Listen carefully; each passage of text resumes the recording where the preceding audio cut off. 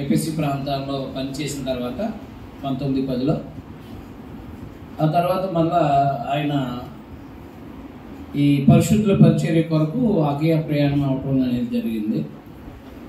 20 అధ్యాయం మొదటి నుంచి పౌలు మాసిదోనియాకి వెళ్ళి మాసిదోనియాలో యెరూషలేములో ఉన్న పేదలకి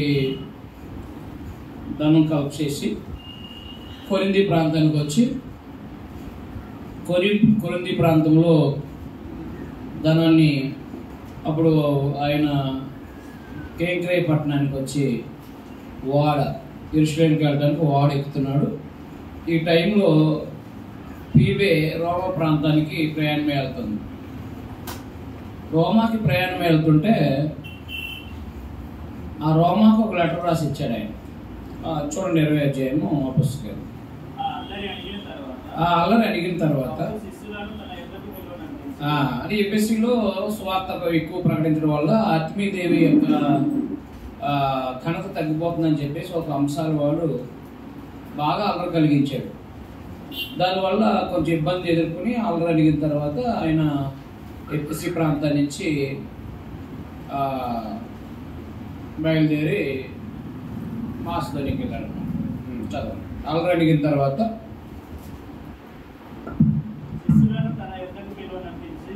శిష్యులను తన యొద్దకు పిలువనంపించి హెచ్చరించిన మీదట వారి యొక్క సెలవు పిచ్చుకుని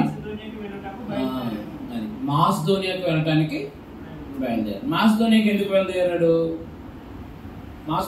బయలుదేరాడు? 2 కొరింథీ 8 అధ్యాయంలో మాసిదోనియా వాళ్ళు యెరూషలేములో పేదలకి కొంత సందా వేయటానికి ఇష్టపడ్డారు. మీకు అర్థమైందా? మాసిదోనియా నుంచి 2 కొరింథీ పత్రిక అక్కడ రాశారు ఆయన. మాసిదోనియా నుంచి 2 కొరింథీ పత్రిక రాసి వారికి ఏం చెప్తున్నాడంటే 9వ అధ్యాయం 2 కొరింథీ పత్రిక 9వ అధ్యాయం మొదటి నుంచి, కొరింథీయులకు రాసిన 2వ పత్రిక 9వ అధ్యాయం మొదటి నుంచి, పరిశుద్ధుల కొరకైన ఈ పరిచర్యను గూర్చి మీ పేర వ్రాయటకు నాకు అగత్యం లేదు. మీ మనసు సిద్ధమై ఉందని నేను ఎరుగుదును. అందువలన సంవత్సరం నుండి అఖయ అంటే ఎవరు? కొరింథీ ప్రాంతస్తులు. అఖయ సిద్ధపడిందంటే కొరింథీలో ఉన్న స్థానిక సంఘం సిద్ధపడిందని చెప్పి నేను మిమ్మును గూర్చి మాసిదోనియా వారి ఎదుట అసహ్యపడుతున్నాను.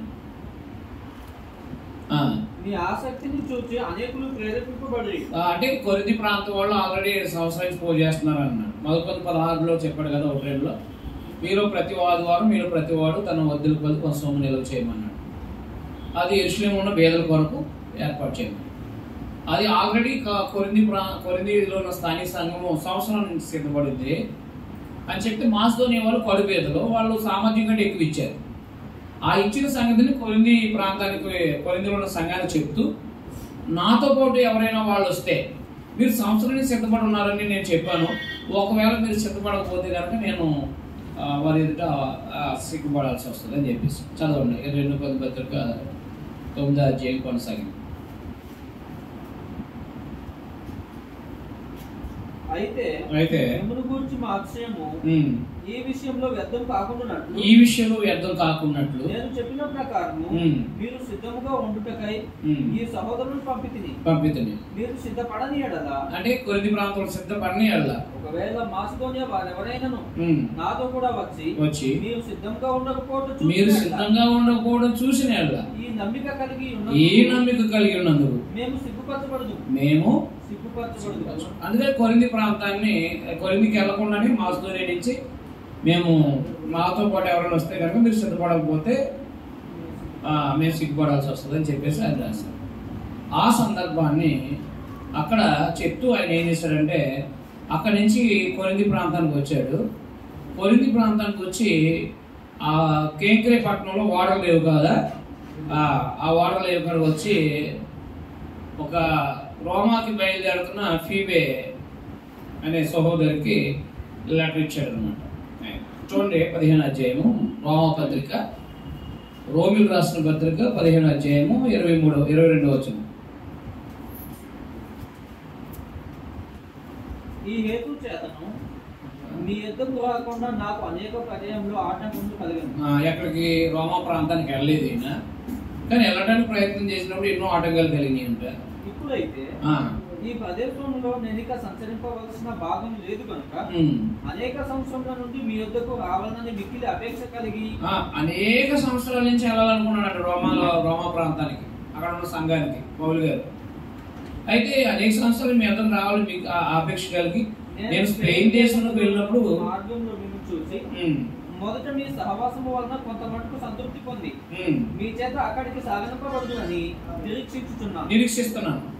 అయితే ఇప్పుడు పరిశుద్ధుల కొరకు పరిచర్య చేయొచ్చు. యెరూషలేమునకు వెళ్తున్నాను. అది నేను రోమా రావాలనుకుంటున్నాను, కానీ ఇప్పుడు రాలేను. పరిశుద్ధుల కొరకు పరిచర్య చేయొచ్చు, యెరూషలేముకి వెళ్తున్నాను. అపోస్తలుల 20వ అధ్యాయంలో అక్కడ డబ్బులు పోగు చేసి ఆయన యెరూషలేముకి ప్రయాణమయ్యాడు. 21వ అధ్యాయంలో యెరూషలేముకి వెళ్ళిపోయాడు ఆయన.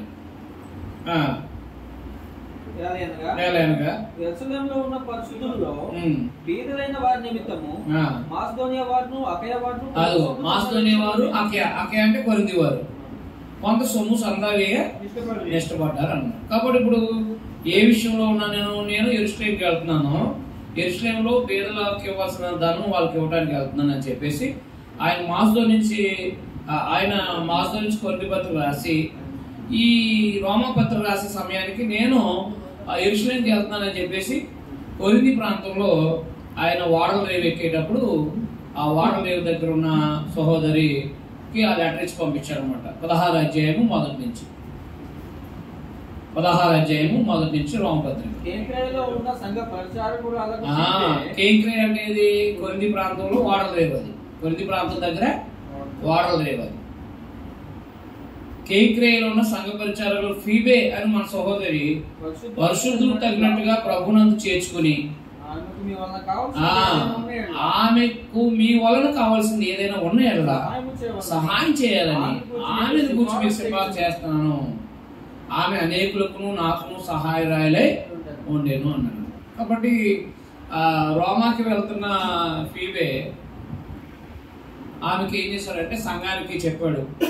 ఆమె సంఘంలో ఒక మంచి పరిచారకురాలు, సంఘ సంబంధమైన కార్యక్రమాలకు సంబంధించి బయట స్వాత పనిలో ఆవిడ మంచి పరిచారకురాలు. కాబట్టి ఆమెకు అనేకులకు నాకు సహాయకురాలే ఉన్నదని చెప్పి ఆమెకు సహాయం చేయాలని రోమా సంఘాన్ని కోరుకున్నాడు. కాబట్టి కేంక్రేయ అనేది వాడల రేవు, అది మనకు అపోస్తలుల కార్యంలో 18వ అధ్యాయంలో మనకు ఆ విషయం ఉండదు. అంటే ఇప్పుడు రోమాకు వెళ్తున్న సహోదరికి ఒక లెటర్ ఇచ్చి పంపించాడు ఆయన, మీకు అర్థమైంది. అయితే రోమాలో ఉన్న స్థానిక సంఘ సంబంధమైన పరిస్థితులన్నీ ఆయనకి ఎలా తెలుసు? రోమాకు లెటర్ రాయాల్సిన అవసరం ఏంటి? ఇప్పుడు ఆయన ఇల్లు ప్రాంతాలు, ఇప్పుడు ఎఫ్ఎస్సి ప్రాంతం అంటే ఆయన పనిచేశాడు, వలసీ ప్రాంతం అంటే ఆయన ద్వారా కొంతమంది పనిచేశారు, కొరింథీ ప్రాంతం అంటే ఆయన 18 నెలలు ఉన్నారు. ఆయన మన వరుసగా చదువుకు వస్తున్న విషయాన్ని. అలాగే తెస్సలోనిక అంటే ఆయన తెస్సలోనికి వెళ్ళాడు, ఏది అపోస్తలుల 17వ అధ్యాయంలో. కాబట్టి ఇలా కొన్ని ప్రాంతాలకు వెళ్ళాడు, సంఘాలు కట్టారు ఆయన. అయితే రోమాలో ఉన్న స్థానిక సంఘానికి లెటర్ రాయాల్సిన అవసరం ఎంత వచ్చింది? రోమాలో ఉన్న స్థానిక సంఘంలో ఉన్న పరిశుద్ధులు ఆ పరిస్థితులు ఈయనకి ఎలా తెలిసింది?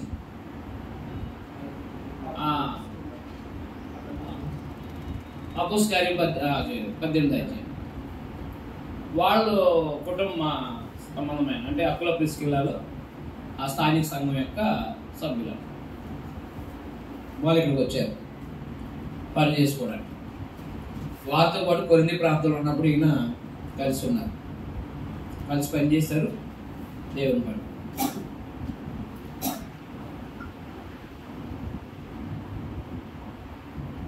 చూడండి ఒకసారి 18వ అధ్యాయం అపోస్తలుల కార్యం మొదటి నుంచి. ఆ తర్వాత పౌలు ఏథెన్స్ నుంచి బయలుదేరి కొరింథీకి వచ్చి పొంతు వంశీయుడైన అకుల అనే ఒక యూదుని అతని భార్య అయిన ప్రిస్కిల్లాను కనుగొని వారి యుద్ధకు వెళ్ళాను.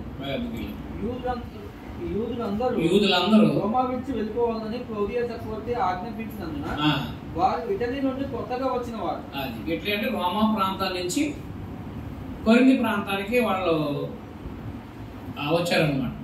అక్కడ వచ్చి పౌలు గారితో పాటు కలిసి పనిచేశారు. చూడండి ఒకసారి కంటిన్యూ చేయండి. వారు వృత్తికి డేరాలు కుట్టువారు. ఎవరాల్లో వృత్తికి డేరాలు కుట్టువారు. పౌలు అదే వృత్తి గలవాడు కనుక వారితో కాపురం ఉండేది. వారు కలిసి పనిచేయుచుండ్రి. అది వారు కలిసి పనిచేస్తుండ్రి. ప్రతి విశ్రాంతి దినమున సమాజ మందిరంలో తర్కించుచు యూదులను గ్రీసు దేశంలో ఒప్పించుచు ఉండేది. అది కాబట్టి ఆయన ఆ కొరింథీ ప్రాంతంలో పరిచయం అయ్యారు. పరిచయం అయితే రోమా నుంచి వచ్చిన కానీ సంఘం, ఏ స్థానిక సంఘం అయినా మన దగ్గరకు వచ్చినప్పుడు మీ స్థానిక సంఘ పరిస్థితులు ఏంటని ఖచ్చితంగా సువార్తలు కనుక్కుంటాడు. మా స్థానిక సంఘంలో పరిస్థితులు ఏంటంటే పలానా పలానా పలానా అని చెప్పేటప్పటికి అప్పుడు రోమాకి రోమాలో ఉన్న ప్రభు యొక్క సంఘానికి పత్రిక రాయాలని ప్రేరేపించబడ్డాడు అన్నమాట. అదైనా రోమా పత్రిక కనుక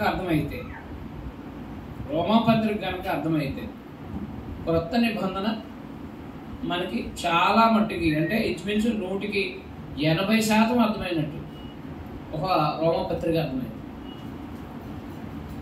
కారణం ఏంటంటే అది ఒక పాపి ఎలా రక్షించబడతాడు, ఒక పాపి ఎలా దేవుని యొక్క నీతి చేత లేకపోతే దేవుని యొక్క చిత్తానుసారంగా ఎలా నీతిమంతుగా తీర్చబడతాడు, ఆ పాపి ఏ పరిస్థితులు ఏవి వదిలేయాలి, ఆ పాపి దేవుడు ఎంత హెచ్చించాడు క్రీస్తునందు, ఆ హెచ్చించబడిన స్థితి ఎలాగా తన వ్యక్తిగతమైన ప్రవర్తన ద్వారా కాపాడుకోవాలో చెప్పుకొచ్చాడు అన్నమాట. అంటే అది ఎదిగిన స్థానిక సంఘం అన్నమాట. రోమాలో ఉన్న క్రీస్తు యొక్క సంఘం ఏంటనమాట, ఎదిగిన స్థానిక సంఘం. అయితే పౌలు గారు ఆయన స్థాపించినట్టుగా మాత్రం చెప్పుకోలేదు. నేను నా ముఖం ఎరగని వారు అన్నాడు అనమాట. రోమపత్రిక 1వ అధ్యాయంలో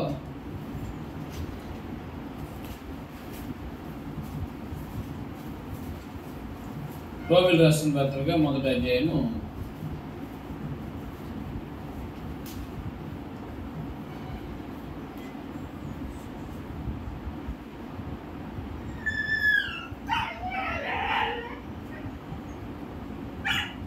12వ వచనం చూడండి ఒకసారి.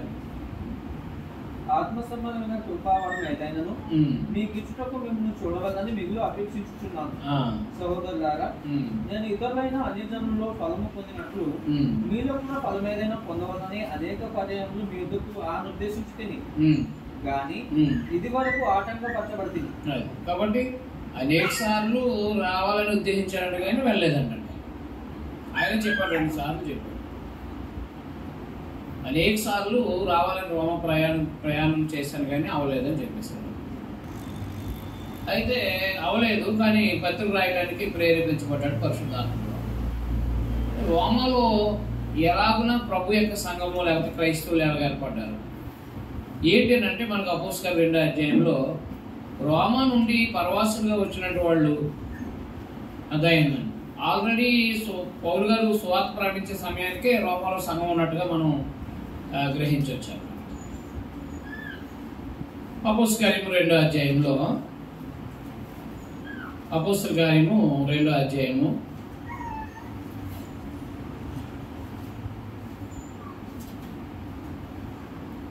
5వ వచనం నుంచి, ఆ కాలంలో ఆకాశం కింద నుండి ప్రతి జనంలో నుండి ఆల్రెడీ 3 పండుగలకు వస్తారు కదా యూదులు.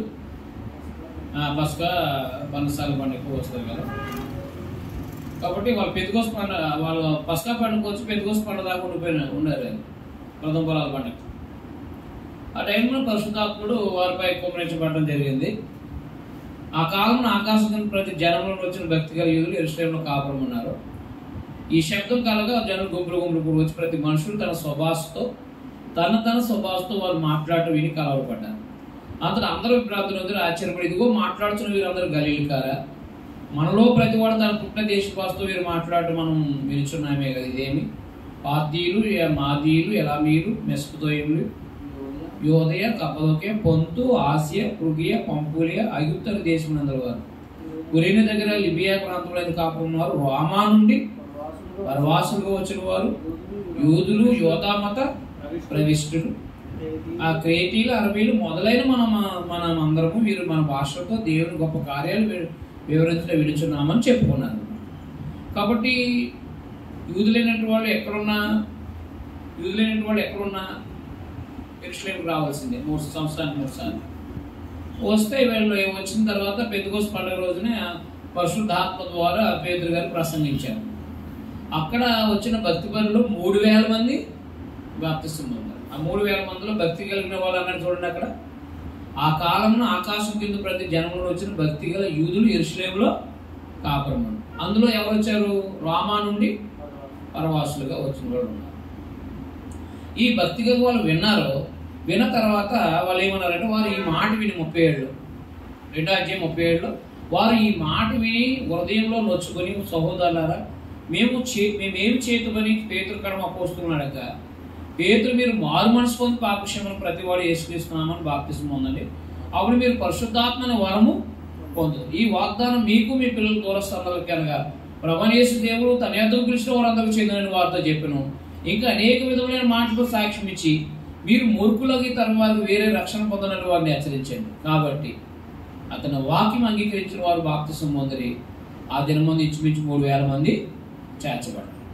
అలాగన స్థానిక సంఘము అక్కడ ఉన్న ముందు ఆ ఏరియాలో కొత్తగా వచ్చిన ప్రాంతవాసుల ముందు బాప్తిసం పొందారు. ఈ బాప్తిసం పొందిన వాళ్ళు ఏం చేశారంటే 8వ అధ్యాయంలో చాలా మంది 8వ అధ్యాయంలో అపోస్తులు తప్ప అందరూ చెదిరిపోయారు. 8వ అధ్యాయం అపోస్తులు ఆ కాలమందు సంఘమునకు గొప్ప హింస కలిగినందున అపోస్తలులు తప్ప అందరినీ యూదయ సమరయ దేశం యందు చెదిరిపోయారు. అది కాబట్టి అపోస్తలులు తప్ప అందరూ కూడా ఏమైపోయారు అనమాట? చెదిరిపోయారు అనమాట.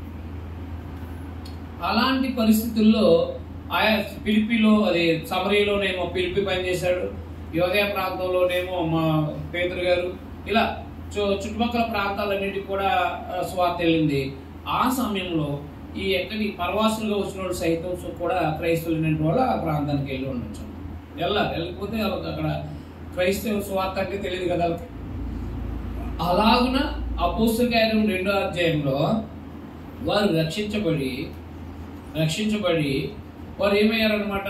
రోమాలో ఒక స్థానిక సంఘంగా ఏర్పడై వారు ఆత్మ సమానంగా ఎదుగుతున్నారు. అలాగే ఎదుగుతున్న సమయంలో ఈ కొరింథీ ప్రాంతానికి పౌలు గారు రావటం, అక్కడికి అప్పుడే రోమా నుండి పరవాసులుగా వచ్చిన, అక్కడ కూడా చెప్పారు కదా పరవాసులుగా వచ్చిన, అయితే రోమా నుండి అదే కదా రోమా నుండి అంటే ఎట్ల నుండి పరవాసులుగా వచ్చిన అకుల ప్రిస్కిల్లా వాళ్ళతో కలిసి పనిచేయటం, అక్కడికి సంబంధించిన సంఘ సమాచారము తెలుసుకుని ఉండొచ్చు అన్నమాట. తర్వాత రోమాలో ఆయనకి బంధువులు ఉన్నట్టుగా కూడా మనం చూడవచ్చు. మీకు అర్థమైందా? రోమాలో కూడా వాళ్ళకి బంధువులు ఉన్నట్టుగా కూడా మనం చూడవచ్చు. అంటే రోమ పత్రిక 16వ అధ్యాయంలో, రోమిల్ రాసిన పత్రిక 16వ అధ్యాయంలో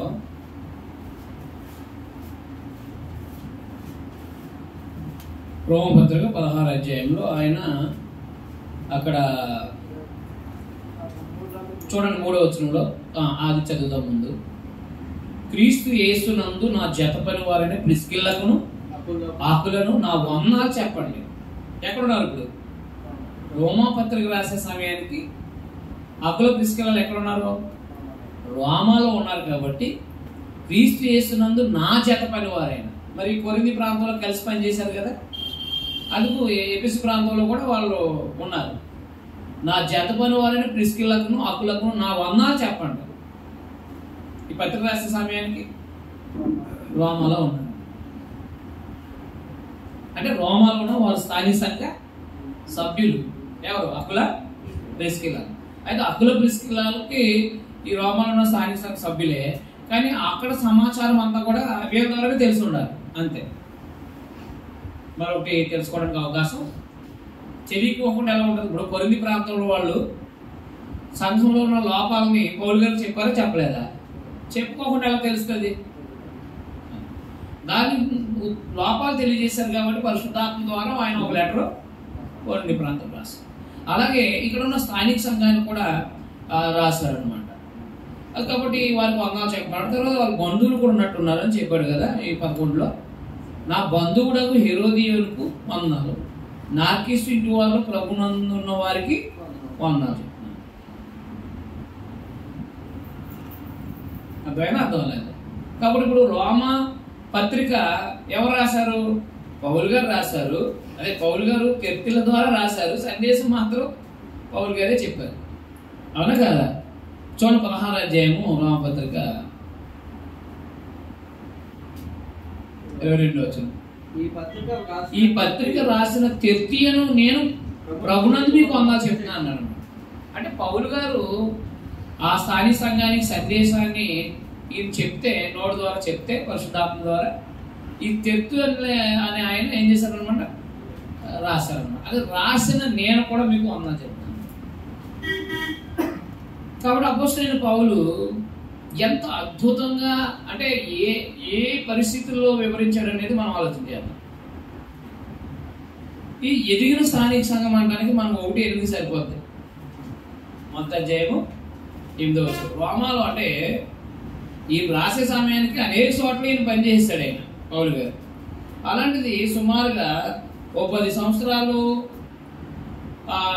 సుమారుగా ఒక 20 సంవత్సరాలు చరిత్ర జరిగిపోయింది రోమపత్రిక రాసే సమయాన్ని. మీకు అర్థమైనా అర్థమలేదు. అందుకని ఈ పత్రిక డేటు సుమారుగా 59, 58 ఆ టైంలో ఉండొచ్చు అనమాట. అంటే యేసుప్రభు చనిపోయిన 20 సంవత్సరాలకి ఈ పత్రిక రాయబడింది. అంటే 20 సంవత్సరాల్లో స్థానిక సంఘము ఏ స్థాయికి ఎదిగిందో ఆలోచించాలి. చూడండి 1:8 రోమపత్రిక మొదటి అధ్యాయం. మీ విశ్వాసము సర్వలోకమున ప్రచురించేచుండును బట్టి మొదట మీ అందరి నిమిత్తం క్రీస్తు యేసు ద్వారా నా దేవునికి కృతజ్ఞతాస్తుతులు. చూడు, ఇప్పుడు మనము ఎక్కడైనా ఒక స్థానిక సంఘంలో పనిచేస్తున్నాం అంటే ఆ ఊర్లోనే తెలుస్తుంది. మా ఊర్లో స్థానిక ప్రభు సంఘం ఉందని ఆ ఊర్లోనే తెలుస్తుంది. మరి అనేక ఊర్లకు తెలియాలంటే మనం చేసే మంచి పనులు అంటే ఏంటి? సత్క్రియలు. సంఘం ద్వారా ఏం చేయాలి? సత్క్రియలు చేయాలి. ఆ సత్క్రియలు అంటే విశ్వాసం ఉంటేనే కదా సత్క్రియలు చేసేది. అది ఎక్కువ పద్ధతిలో చెప్తాడు 2:14 నుంచి. విశ్వాసానికి క్రియలు ఉండాలి. విశ్వాసానికి ఏముండాలి? అది అబ్రహాం విశ్వాసి, తర్వాత క్రియలు ఉన్నాయి. రాహాబు విశ్వాసి, ఆమెకి ఏమున్నాయి? క్రియలు ఉన్నాయి. కాబట్టి విశ్వాసికి మంచి పనులు ఉంటాయి. దేవుని యందు విశ్వాసం ఉంచే ఆయనకి మంచి పనులు ఉంటాయి. ఒకవేళ దేవుని యందు విశ్వాసించిన వాడికి మంచి పనులు లేవనుకోండి, వాళ్ళు ఏమన్నాడంటే దయ్యాలు దేవుడు ఉన్నాయని నమ్ముతున్నాయి, దయ్యాలు కూడా దేవుడు ఉన్నాడని నమ్ముతున్నాయి, కానీ మంచి పనులు చేయవు. కానీ దేవుడు ఉన్నాడని విశ్వసించినట్టు వాళ్ళు ఖచ్చితంగా మంచి పనులు చేస్తారు అని అబ్రహాము రాహాబుని తీసుకోవడం జరిగింది యాకోబు పత్రికలో. కాబట్టి విశ్వాసం ద్వారా మంచి పనులు చేశారన్నమాట. అలాగే రోమాలో ఉన్న స్థానిక సంఘం యొక్క కార్యక్రమాలు అంటే చేసే మంచి పనులు సర్వలోకం వ్యాప్తి చెందినవి అన్నాడు. అంటే ఇప్పుడు ఇలా ఉన్నది రోమా ప్రాంతం. రోమా అంటే మనకి ఢిల్లీ ముఖ్యపట్నం ఎలాగో అప్పుడు ప్రపంచాన్ని పరిపాలిస్తున్న రోమా కైసరు ఉండే ప్రదేశం అన్నమాట. చాలా రిచ్ అయిన ప్రదేశం, చాలా పెద్ద, అదే ఒక కొండ మీద పట్టణం అది. చాలా ఉన్నతమైన పట్టణం అనమాట. అది మీరు ప్రకటన 18 అధ్యాయాలు చదివితే ఆ పట్టణం యొక్క వైభోగం అంటే పట్టణం యొక్క భోగం అనేది తెలియజేస్తారు. మీకు అర్థమైంది. కాబట్టి సంపన్న పట్టణం అన్నమాట. క్యాపిటల్ ఎప్పుడు కూడా ఏమై ఉంటుంది? సంపన్న పట్టణం అన్నమాట. చూడండి, మనకి క్యాపిటల్ కోసం దెబ్బలాడుకుంటున్నారుగా. అంటే కోట్ల రూపాయలు అంటే ఈ క్యాపిటల్ కట్టాలని ప్లాన్ చేస్తున్నారు. అంటే అలాగా ఒక ముఖ్యమంత్రి నివసించేది కానీ, ప్రధానమంత్రి నివసించేది కానీ ఒక ప్రత్యేకమైన ఆ ప్రాంతం చాలా రిచ్గా ఉండాలని ప్లాన్ చేస్తాం. అన్ని అవకాశాలు ఉండేలాగా, ప్రజలకి దగ్గరగా ఉండేలాగా చేస్తారు. కానీ అది చాలా ఎక్కువ ఆయన బాగా వృద్ధి చెందిన పట్టణంగా చేసుకుంటారు. మన ఢిల్లీ ముఖ్యపట్నం కాబట్టి దాన్ని ఒక ఉన్నతమైనగా డెవలప్ చేసుకుని ఉంటారు. అలాగన రోమా పట్టణం కూడా అలా డెవలప్ అయిన పట్టణం భౌతిక సంబంధంగా. అది ఒక కైసరు అంటే ప్రపంచాన్ని పరిపాలిస్తున్న చక్రవర్తి ఉండే ప్రదేశం అన్నమాట. అలాంటి ప్రదేశంలో ఈ ప్రభు యొక్క సంఘం ఉండడం ఒక భాగ్యం అన్నమాట. ఆ ప్రభు సంఘం ద్వారా వాళ్ళు ఎక్కువ అంటే ప్రభునందు వాళ్ళు బహుధనవంతులు అయి ఉండొచ్చు. అయితే వారు ఏం చేశారనమాట, వాళ్ళు మంచి పిల్లలు సర్వలోకం ప్రచురించబడ్డారు. సర్వలోకం ప్రచురించబడ్డాయంటే అక్కడ ఏం ఫ్లెక్సీలు లేవు, వాట్సాప్ లేవు, లేకపోతే ఏమేమీ లేవు. ఎలాగా వాళ్ళు రోమా నుంచి పరవాసులుగా వచ్చారు కదా ఇక్కడికి, ఇట్లా నుంచి ఎక్కడికి, కొరింథీ ప్రాంతానికి. వారి యొక్క విశ్వాస సంబంధమైన క్రియలు పౌలు గారు చూశారు. ఎవరి అకుల ప్రిస్కిల్లా. అంటే వారు విశ్వాస సంబంధమైన క్రియలు అంటే వారు కలిసి పనిచేశారు కదా. ఆయన కలిసి పనిచేసినప్పుడు ఎంత విశ్వాసం ఉందో, ఎంత మంచి లక్షణాలు ఉన్నాయో ఒక వ్యక్తికి అర్థమవుతుంది. ఎవరితోనే కలిసి పనిచేస్తే కొన్ని సంవత్సరాలు అతని యొక్క విశ్వాస స్థాయి ఎంత ఉంది, అతను ఎలాంటి మంచి స్వభావం కలిగినటువంటి వాడు అని ఖచ్చితంగా అర్థమవుతుంది అనమాట. అలాగున వారి విశ్వాస సంబంధమైన జీవితము క్రియలు పౌలు గారు ఎదుట ఏం చేయబడ్డాయి అనమాట, ప్రచురణ చేయబడ్డాయి. ఎవరి అకుల ప్రిస్కిల్లా. అందుకని ఆయన ఏం చెప్తున్నాడంటే, అంటే అక్కడికే కాదు అనేక ప్రాంతాల్లో కూడా అవి ఉండొచ్చు, కానీ ప్రత్యక్షంగా వీళ్ళ ద్వారా చూశాడు ఆయన. ఎవరు అకుల ప్రిస్కిల్లా ద్వారా. అంటే ఎంత ఇప్పుడు వాళ్ళు ఎంత ప్రావీణ్యత కలిగిన వాళ్ళు అంటే, ఒక్కసారి అపోస్తలులు రండి, వారిద్దరు భార్య భర్తలకి ఎంత జ్ఞానం ఉందో చూడండి. ఎంత జ్ఞానం ఉందో అపోస్తలుల కార్యంలో, ఎంత జ్ఞానం ఉందో అపోలోని దగ్గర పెట్టుకుని ఆయన వాళ్ళు వాక్యం బోధిస్తున్న ఆయన్ని ఎలా ప్రోత్సహించారో ఒకసారి చూడండి.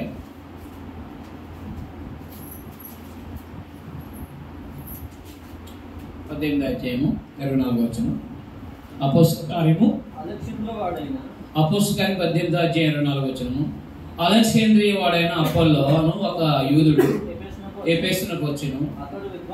అతడు విద్వాంసుడు, లేఖనములందు ప్రవీణుడైండు. జాగ్రత్త గుర్తుపెట్టుకోండి, ఆయన లేఖనములందు ప్రవీణుడు. ప్రవీణుడు అంటే తెలుసు కదా, లేఖనాలని ఏదైనా తీసి సవివరంగా వివరించగలిగిన సమర్థుడు అనమాట, ప్రావీణ్యత అనేది. అలాంటి ప్రవీణుడికి, విద్వాంసుడికి అతను ప్రభు మార్గం విషయం ఉపదేశం పొంది తన ఆత్మయందు తీవ్రపడి యోహాను బాప్తిసం మాత్రమే తెలుసుకున్న వాడైనను యేసును కూర్చున్న సంగతులు వివరంగా చెప్పి బోధిస్తూ సమాజ మందిరంలో ధైర్యంగా మాట్లాడడం ఆరంభించాడు.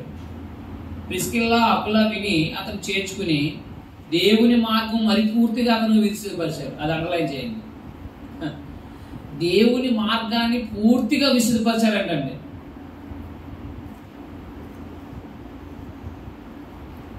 ఇరవై 26 వచ్చింది, 18-26. చాలా జాగ్రత్తగా ఉన్నారు మీరు. రోమపత్రిక చాలా జాగ్రత్తగా ఉంటేనే మా అవగాహన అయ్యే అవకాశం ఉంటుంది. ఎందుకంటే అందులో వాడిన పదాలు కానీ అవన్నీ కూడా చాలా హై స్టాండర్డ్ వర్డ్స్ వాడారనమాట తర్జుమాలో కూడా. పౌలు గారు పాత నిబంధనకు సంబంధించిన ప్రావీణ్యుడు కదా, కాబట్టి ఆయన చాలా హై స్టాండర్డ్గా రాస్తారు పరిశుద్ధాత్మ ద్వారా. ఎదిగిన సంఘానికి ఎదిగినట్టుగా రాస్తారు కదా. ఇప్పుడు భౌతికంగా ఎదిగిన వాళ్ళకి ఎదిగినట్టుగా భోజనం పెడతాం, అవునే కదా. కానీ చిన్నపిల్లలకి చాలా చాలా తక్కువైన కొంచెం బలమైనది కాకుండా పెడతాం, బాగా ఇస్తాం. లేక మరి రోమలో ఉన్న స్థానిక సంఘము వాళ్ళ భార్య భర్తలు ఎంత పవర్ఫుల్గా ఉన్నారో చూడండి. సంఘ సభ్యులు మన స్థానిక సంఘంలో ఎవరైనా సభ్యులు వెళ్ళారంటే ఎక్కడ మాట్లాడరు, వాక్యం చెప్పరు. మన స్థానిక సంఘాల నుంచి వేరే ఊరు వెళ్ళారు అనుకోండి, అదే వేరే ప్రాంతానికి వెళ్ళారు అనుకోండి, ఆరాధన ఎక్కడో కనుక్కుని ఆరాధనకి వెళ్ళి వచ్చేస్తారు అంతే. వాళ్ళ ఇంట్లోకి చేర్చుకుని విశుద్ధంగా దేవుని సందేశాన్ని మాట్లాడము ఏదో తెలియదు వాళ్ళకి చెప్పడానికి. కానీ వీళ్ళు ఎంత ఉన్నతమైన స్థితిలో ఉన్నారో చూడండి సంఘ సభ్యులలో. కానీ ఎంత చూడండి ప్రావీణ్యత కలిగినటువంటి వాడికి దేవుని మార్గాన్ని ఏం చేశారంటే ఆలోచించేయండి. దేవుని పిల్లలు అర్థమైందా, అందువలేదా? ప్రావీణ్యత కలిగినటువంటి వాడికి ప్రిస్కిల్లా అకుల విని అతన్ని చేర్చుకుని దేవుని మార్గం మరిపూర్తిగా అతను విశుద్ధపరిచాడు. తర్వాత అతడు అకేయకు అంటే కొరింథీకి పోదలిచినప్పుడు అతను చేర్చుకోవాలని సహోదరులు ప్రోత్సాహపరుస్తూ అక్కడ శిష్యులు రాశారు. అర్థమైందా? కాబట్టి ఎంత ఎదిగిన వాళ్ళు ఆలోచించేయండి. అక్కడ ప్రిస్కిల్లాలో ఎంత ఎదిగిన వాళ్ళు ఆలోచించేయండి. అంటే వారి విశ్వాస సంబంధమైన క్రియలు ఎంత చాతుర్యం అంటే ఎంతగా చాటితే పౌలు గారు ఈ ఓడు ఉపయోగిస్తాడో ఆలోచించి 1:8 వచ్చింది. అవునా కాదా? అసలు స్థానిక సంఘాల ద్వారా మన ప్రాంతంలోనే రక్షించడం కాదు, మన ద్వారా అనేక ప్రాంతాలకు సువార్త సుదీర్ఘంగా వెళ్ళటం అనేది. ఒకవేళ మన ప్రాంతం నుంచి ఎవరైనా ట్రాన్స్ఫర్ అయ్యాలన్నా, ఉద్యోగ రీతిగా ట్రాన్స్ఫర్ అయ్యి వెళ్ళినా, లేకపోతే భౌతిక సంబంధం పనుల నిమిత్తం ఒకవేళ ఏదైనా ఇష్యూ వచ్చి వెళ్ళిపోమని చెప్పిన పని తన వృత్తి పని ఎక్కడైనా చేసుకోవచ్చు. అవునా కాదా? కానీ విశ్వాస సంబంధంగా అంటే విశ్వాస జీవితంలో వారు ఎదిగిన స్థాయి, వారు దేవుని యొక్క మార్గాన్ని పూర్తిగా ఎరిగి ఉండటం. అవునా కాదా? వారికి విద్వాంసులకి దేవుని యొక్క మార్గాన్ని పూర్తిగా వివరించడం అనే స్థాయి వాళ్ళ విశ్వాసాన్ని ఎక్కడికో తీసుకెళ్ళిన పరిస్థితులు కనపడుతున్నాయి. వారి కార్యములు అద్భుతం అన్నాడు. అందుకని మీ విశ్వాసము సర్వలోకమున ఏం చేస్తుంది? వ్యాపించి. అంటే ఇలా వాళ్ళు ఎక్కడికైతే రోమా నుంచి బయటకు వచ్చారో, సంఘంలో కొంతమంది బయటకు వచ్చారో, వారు విశ్వాస సంబంధమైన పనులు, దేవుని మార్గం పూర్తిగా తెలుసుకుని ఉండటం, వారు మంచి పనులు చేయటం, సువార్త పనికి సహకరించడం, ఎవరైనా వస్తే వారి గృహంలో చేర్చుకోవడం, వారికి మరీ పూర్తిగా వివరించడం. చూడండి, లేఖనాల యందు ప్రావీణ్యత కలిగినటువంటి వాడికే దేవుడి మార్గాన్ని బోధించారంటే వాళ్ళు విశ్వాసం ఎంత స్థాయికి ఎదిగిందో ఆలోచించేయండి. అదే మాట్లాడుతున్నారు. ఒకటి మీ విశ్వాసం చూడండి, అక్కడ మీ విశ్వాసం సర్వలోకమున ప్రచురించేచుండని బట్టి మొదట మీ అందరి విశ్వాస నిమిత్తం యేసుక్రీస్తు ద్వారా నా దేవునికి ఏం చేస్తున్నాను? కృతజ్ఞతాస్తుతులు చెల్లిస్తున్నాను. మనం ఏ దేశంలోకి వెళ్ళినా, ఏ ప్రాంతంలోకి వెళ్ళినా మనకు దేవుని జ్ఞానం ఎక్కడైతే సంఘంలో ఎక్కడైతే రక్షించబడ్డామో ఆ రక్షించబడిన కాడ ముందు మనకు దేవుని మార్గం పూర్తిగా తెలిసి ఉండాలి. మనము విశ్వాస జీవితంలో ఎదుగుకోవడమే ఉండాలి. మనలో మంచి క్రియలు ఉండాలి, సత్క్రియలు ఉండాలి. మన కుటుంబం ఎక్కడికి వెళ్ళి ట్రాన్స్ఫర్ అయినా కానీ ఎవరు మన ఇంటికి వాక్యంలో సంపూర్ణంగా తెలియని వాళ్ళు వచ్చినా వారికి భోజన పానీయాలు ఏర్పాటు చేయడంలో మర్యాదలో, రెండోది వారికి తెలియని సంగతులని ప్రేమతో వాళ్ళకి తెలియపరచడంలో ఉండగలిగితే అప్పుడు మనం పనిచేస్తున్న స్థానిక సంఘాలు వేరే ప్రాంతానికి వెళ్తున్నప్పుడు వారు మన స్థానిక సంఘాల యొక్క విశ్వాస సంబంధమైన పరిస్థితులు ఏమవుతాయి అనమాట? సర్వలోకాలకి ప్రచురం అవుతాయి అన్నమాట. మనం నేడున్న స్థానిక సంఘాలు ఉన్నాయి, పక్కింటి వాళ్ళు చెప్పం, అది వచ్చింది బాగా. సువార్త గురించి ఎవరు చెప్పరు? పక్కింటి వాళ్ళు చెప్పరు. మరి పక్కింటి వాళ్ళకే చెప్పలేనప్పుడు వీళ్ళు వేరే ప్రాంతంకి వెళ్తే అసలు మాట్లాడతారా? కానీ అప్పులో ప్రిస్కిల్లాలు మాత్రం ధైర్యంగా పౌలు గారితో కలిసి సువార్త ప్రకటించారు. ఎఫెసీ ప్రాంతంలో సువార్త ప్రకటించారు, చేర్చుకున్నారు పరిశుద్ధులు. చూసారా వాళ్ళ యొక్క పరిస్థితి? అందువలన ఆ స్థానిక సంఘం యొక్క స్థితి ఆలోచించేయండి దేవుని పిల్లలుగా. ఇప్పుడు మనం పనిచేస్తున్న స్థానిక సంఘ సభ్యుల పరిస్థితి ఆలోచించేయండి. 10 సంవత్సరాల నుంచి 20 సంవత్సరాల నుంచి వాక్యం వింటున్నా, మరొకరికి ప్రభువుని యేసుక్రీస్తు వారి గురించి స్పష్టంగా చెప్పడం రాదు. దేవుడు ఎవరో స్పష్టంగా చెప్పడం రాదు, యేసుక్రీస్తు వారు ఎవరో స్పష్టంగా చెప్పడం రాదు. తర్వాత వారు వ్యక్తిగతమైన జీవితం ద్వారా మంచి క్రియలు చూపించడం కూడా రాని స్థితిలో ఉంది. ఎప్పటి నుంచి అంటే నేను పుట్టు క్రైస్తువుడు అనే వాళ్ళు ఉన్నారు మనం. అవునా కాదా? ఏ క్రైస్తువుడు అంట? పుట్టు క్రైస్తువుడు అంట. యేసు ఎవరయ్యా అంటే ఆయనకు తెలియదు. ఆయనకే దేవుని మార్గం తెలియకపోతే 20 సంవత్సరాల నుంచి చిన్నప్పటి నుంచి ఉంటే మరొకరికి ఎలా బోధిస్తారండి? ఆలోచించండి. మీకు అర్థమవుతుంది అనుకున్నాను. అలాంటి ఎదిగిన స్థానిక సంఘానికి అపోస్తలుడైన పౌలు ఏం చేశాడంటే అక్కడ అన్యులు యూదులు ఉన్నట్టుగా మనకు కనబడుతుంది. రోమపత్రిక 3వ అధ్యాయము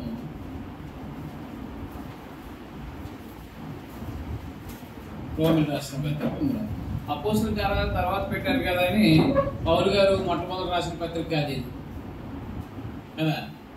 అపోస్తలుల కార్యాలు తర్వాత పెట్టారు కాబట్టి ఇది కాదు. 3వ అధ్యాయం 29. దేవుడు యూదులకు మాత్రమే దేవుడా? దేవుడు యూదులకు మాత్రమే దేవుడా? అన్యజనులకు దేవుడు కాడా? అవును, అన్యజనులకు దేవుడే. అంటే ఇద్దరు ఉన్నారనమాట అందులో. ఎవరు? రక్షించబడిన వాళ్ళు యూదులు యేసుక్రీస్తు విశ్వాసం నుంచి బాప్తిసం పొందారు, అన్యులు యేసుక్రీస్తు విశ్వాసం నుంచి బాప్తిసం పొందారు. అందుకని యూదులకే దేవుడా, అన్యజనులకి దేవుడు కాదు. 11వ అధ్యాయం రోమిలకు రాసిన పత్రిక 11వ అధ్యాయం.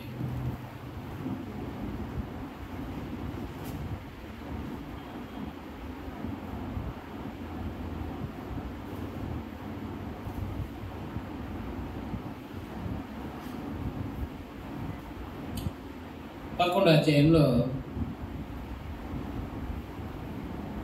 11వ వచనం.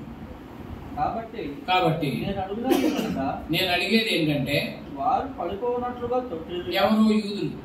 వారు పడుకోనట్లుగా తొట్టిల్లారా? అట్లనరా? వారికి రోషం పుట్టించుంటే వారి తొట్టుబాటు వల్ల అన్యజనులకు రక్షణ కలిగేను. చూసారా? వారి తొట్టుబాటు అంటే ఎవరు తొట్టుబాటు? యూదులు తొట్టుబాటు. అన్యజనులు అంటే ఎవరు? యూదులు కాని సమూహం, అన్యజనులు విగ్రహాల సమూహం. కాబట్టి వారి తొట్టుబాటు వల్ల అన్యజనులకు రక్షణ కలిగింది. వారి తొట్టుబాటు లోకానికి ఐశ్వర్యమును, వారి క్షీణదశ అన్యజనులకు ఐశ్వర్యం అయిన వారి పరిపూర్ణత ఎంత ఎక్కువగా ఐశ్వర్యకరమగును. అన్యజనులకు మీతో నేను మాట్లాడుతున్నాను.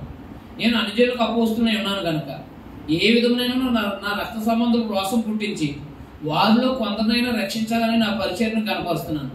వారిని విసర్జించడానికి లోకమును దేవునితో సమాధానపరచుట అయిన వారిని చేర్చుకుంటే ఏమగును? మృతులు సజీవులు ఉన్నట్టుగానే కదా. ముద్దలో మొదటి పిడికిడి పరిశుద్ధమైనది, ముద్ద అంతా పరిశుద్ధమే. వేరు పరిశుద్ధమైనది, కొమ్మలు పరిశుద్ధమైనది. అయితే కొమ్మల్లో కొన్ని విరిచివేయబడి ఒలివ కొమ్మవై ఉన్న నీవు ఎవరు? అనిలు. వాటి మధ్యన అంటుకట్టబడిన ఒలివ చెట్టు యొక్క సారవంతమైన వేర్లు వాటితో కలిసి పాలు పొందిన ఆ కొమ్మన పైన నీవు. అంటే యూదులు కొంతమంది రక్షించబడ్డారు అపోస్తలుల 2వ అధ్యాయంలో. ఆ తర్వాత అపోస్తలుల 10వ అధ్యాయంలో అన్యులు రక్షించబడ్డారు. అలాగే అనేక ప్రాంతాల్లో యూదులు అన్యులు ఉన్నారు. ఎఫెసీ ప్రాంతంలో కూడా మనకి 2వ అధ్యాయం 13లో చదివాం కదా మనం. అక్కడ కూడా వాళ్ళు యూదులు అన్యులు కలిసి సువార్త విని విశ్వసించి బాప్తిసం పొందారు. సంఘంలో అన్యులు యూదులు కలిసి ఉన్నారు. వాళ్ళు యేసుక్రీస్తు వారి ద్వారా మనకి ఆయన మధ్యగోడను పడగొట్టి సమాధానపరచాడని ఎఫెసీ పత్రికలో చెప్తారు. అయితే రోమాలో కూడా యూదులు రక్షించబడి సంఘంలో చేర్చబడ్డారు, అన్యులు రక్షించబడి సంఘంలో చేర్చబడ్డారు. అయితే అన్యులకి ఏం చెప్తున్నాడంటే యూదులు తొట్టుబాటు పడటం వల్ల వాళ్ళు కొంతమంది అందరూ రక్షించబడలేదు కదా. మొత్తం యెరూషలేం అంతా కూడా యేసుప్రభువుని విశ్వాసించి రక్షించబడితే అన్యజనులు ఎవరిని లోపలికి రానివ్వరు. ఎందుకంటే వాళ్ళకున్న మత సంబంధం నిష్టను బట్టి. అయితే యేసుక్రీస్తు అని కొంతమంది నిరాకరించారు. ఈయన మెస్సియా కాదు, మాకు ఈయన మెస్సియా కాదు అని నిరాకరించారు. కాబట్టి ఆ నిరాకరణ బట్టి అన్యజనులకు రక్షణ పొంది వాళ్ళు చేర్చబడ్డారు ఎక్కడ? సంఘంలోకి. కాబట్టి అన్యజనులు రక్షించబడ్డారు. కాబట్టి ఆ యూదులు కొంతమంది తొట్టుబాటు వల్ల అన్యజనులకి ప్రవేశం వచ్చింది. సారవంతమైన ఒలివ కొమ్మకి, అడవికి ఒలివ కొమ్మ అంటే అన్యులు, సారవంతమైన ఒలివ కొమ్మ ఒరిజినల్ ఒలివ ఎవరంటే యూదుల్ని పోల్చి చెప్పాడు. అంటు కట్టబడ్డారు మీరు ఈ సారవంతమైన ఒరిజినల్ ఒలివ కొమ్మ అయిన కొమ్మకి, చెట్టుకి. అడవి ఒలివ కొమ్మ అయిన నీవు అంటే అన్యుడు ఏం చేయబడ్డావు అనమాట? అంటు కట్టబడ్డావు. అప్పుడు గర్వించొద్దు నువ్వు అని అన్యుడి హెచ్చరిక చేయడం జరిగింది. మీకు అర్థమైనా? అందువల్ల ఏముంది రోమపత్రికలో అంటే ఎక్కువ శాతం చదివితే మనకి వాళ్ళు భేదాలు ఉన్నాయంట, లేకపోతే అదే వేరే సమస్యలు ఉన్నాయి, ఆ సమస్యలు ఈ సమస్యలు ఉన్నాయని మనకి కనిపించదు ఎక్కువగా. కానీ తారతమ్యం ఉన్నట్టే కనబడదు. కొరింథీ పత్రికలాగా విగ్రహాలు కూడా భోజనం చేస్తున్నారంట కొంతమంది, అనే కదా ప్రభురాత్రి భోజనంలా తినేస్తున్నారంట. ఈ యొక్క వరాలని సద్వినియోగం చేయట్లేదని, ఇలాంటి ఎన్నో లోపాలు ఉన్నాయి, అవునా కదా. అలా కొన్ని సాయి సంఘాల్లో లోపాలు ఉన్నాయి కాబట్టి ఆ లోపాలను సవరించడం కొరకు పత్రికలు రాశాడు అపోస్తలుడైన పౌలు. అయితే రోమపత్రిక రాయడానికి కారణం ఏంటంటే వాళ్ళు ఆత్మ సంబంధం ఎదిగిన వాళ్ళే అయినప్పటికీ యూదుడు అన్యుడనే మధ్య ఏముందనమాట, తారతమ్యం. ఆ తారతమ్యం తీసేయటం కొరకు ఈ పత్రికని రాశాడు. ఎందుకనంటే వాళ్ళు ఇది కూడా ఉందన్నమాట, ఏది హెచ్చింపు చేసుకునే ఒకరికొకరు, అంటే ఒకరికంటే ఒకరు నేను గొప్పవాడిని హెచ్చించుకునే మనస్తత్వం ఉన్నట్టు ఉంది. రోమపత్రిక 12:3 చూడండి ఒకసారి. తన్ను తాను హెచ్చించుకోదగిన దానికంటే ఎక్కువగా ఎంచుకొనక దేవుడు ఒక్కొక్కరికి విభజించి ఇచ్చిన విశ్వాస పరిమాణం ప్రకారం తాను స్వస్థ బుద్ధి గలవాడు తగిన రీతిగా తను తాను ఎంచుకోవడాలని నా అనుగ్రహింపబడిన కృపను బట్టి మీలో ఉన్న ప్రతి వారితో చెప్తున్నాను. అంటే ఏముంది, తను తాను ఎంచుకోదగిన దానికంటే ఎవరికి ఏ సామర్థ్యం ఉంది అదే, అవునా కదా. ఇప్పుడు అసిస్టెంట్ కలెక్టర్లా ఫీల్ అవుతే కలెక్టర్ ఒప్పుకోడు, అయ్యా అవునా కదండి. అసిస్టెంట్ కలెక్టర్ తన పరిధిలో తను పనిచేయాలి. ఐఏఎస్ అంటే అదే కలెక్టర్ గారు ఫీల్ అవుతే మాత్రం కలెక్టర్ గారు ఫీల్ అవుతారు. ఏంటయ్యా నీ పరిధిలో నువ్వు చేయాలి, నా స్థాయిలో నువ్వు పనిచేయడానికి ప్రయత్నం చేస్తున్నావేంటి అని చెప్పేసి. అలాగా వరాలు ఇచ్చాడు దేవుడు. ఇది వాక్యం చెప్పే బోధించే వరం, భాషలు మాట్లాడే వరం, తర్వాత పంచిపెట్టే వరం, ఈ సంఘ పెద్దలుగా ఉండే ఒక భాగ్యం, ఇలాంటి ఈ వరాలని ప్రవచన వరము, ఈ వరాలు ఇచ్చారు, గొప్ప వరాలు ఇచ్చారు సంఘంలో. వాళ్ళు ఎంచుకోదగిన దానికంటే ఎక్కువ ఎంచుకోవద్దని అంటే ఆల్రెడీ మొత్తం మీద ఉందన్నమాట. వీళ్ళు కూడా అనుజనులు రక్షణ పొంది కూడా యూదులు ఎదుట కాలు ఎగరేస్తున్నట్టుగా కనపడుతుంది. ఏంటంటే మమ్మల్ని దేవుడు మీతో సమానంగా ఇచ్చాడు, మీ వాళ్ళే కొంతమంది అవిశ్వాసులుగా ఉన్నారు, మేమైతే ప్రభుని సత్యేసి విన్నట్టు మీ వాళ్ళు కాదు. అప్పుడు పౌలు గారు అన్నమాట, అతిశయించవద్దు, నువ్వు ఒరిజినల్ ఒలివ కొమ్మకి నువ్వు అంటుకట్టబడ్డాడు, నువ్వు గర్వించక అదాయన ఏం చేద్దన్నాడు, గర్వించొద్దన్నాడు కదా. చూడండి రోమపత్రిక 11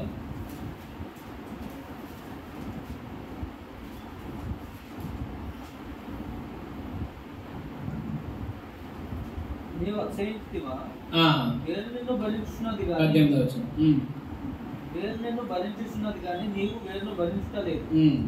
అందుకు నేను అడ్డుకట్టబడి నిమిత్తము కొమ్మను విడిచిపెట్టినావని నీవు చెప్పుదు.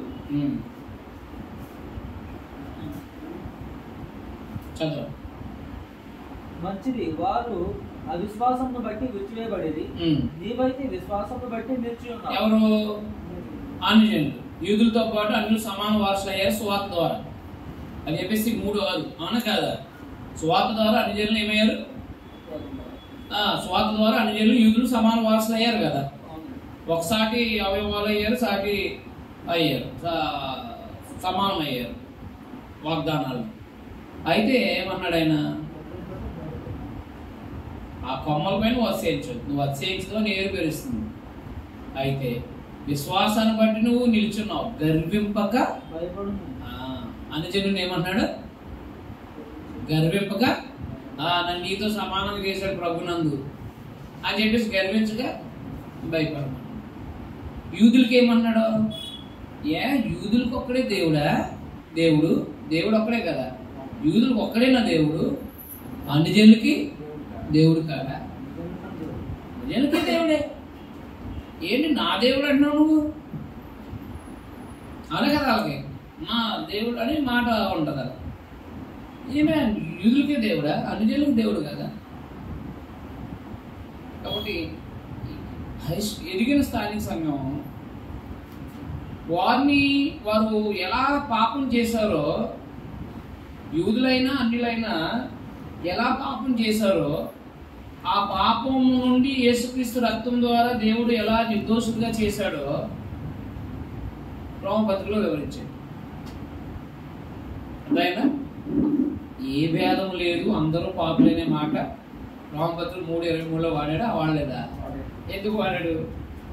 అది బాప్తిజం పొందిన వాళ్ళకి వాడకూడదు, బాప్తిజం పొందిన వాళ్ళకి వాడకూడదు. ఎవరు బాప్తిజం పొందలేనట్టు వాళ్ళకి ఆ పదం వాడాలి, సంఘానికి వాడకూడదు. అది బాప్తిజం పొందలేనట్టు వాళ్ళు ఏ పాపంలో ఏ భేదం లేదు, యూదుడైనా ఆన్యుడైనా. అందుకని వాళ్ళు అందరూ పాపం చేసి దేవుడి మహిమను పొందలేకపోతున్నారు కాబట్టి యేసుప్రభు రక్తం ద్వారా అందరినీ విడుదల చేశారు. అందువల్ల 2 అధ్యాయాలు ఏం చెప్పాడంటే అక్కడ చెప్తున్నాడు, వారు ఎలాగో పాపులయ్యారో చెప్పుకొచ్చాడు అనమాట. 3వ అధ్యాయము రోమపత్రిక 3వ అధ్యాయము 9వ వచనం. రోమపత్రిక 3వ అధ్యాయం 9వ వచనం. అలాగైనా ఏమందుము, మేము వారికంటే శ్రేష్ఠులమా, తక్కువ వారమా, ఎంత మాత్రమును కాము. యూదులేమి గ్రీసు దేశులేమి అందరూ పాపమునకు లోనై ఉన్నారని ఇంతకు ముందు దోషారోపణ ఇక్కడ మొదటి 2 అధ్యాయాల్లో. ఇంతకు ముందు దోషారోపణ చేశారంటే ఎక్కడ? ఇంతకు ముందు అంటే ఇంతకు ముందు అధ్యాయాలన్నమాట. 3వ అధ్యాయానికి ఉన్న అధ్యాయాలు ఎన్ని? 3వ అధ్యాయానికి ముందున్న అధ్యాయాలు 2 అధ్యాయాలు. అంటే రోమాపత్రిక మొదటి అధ్యాయము 18 నుంచి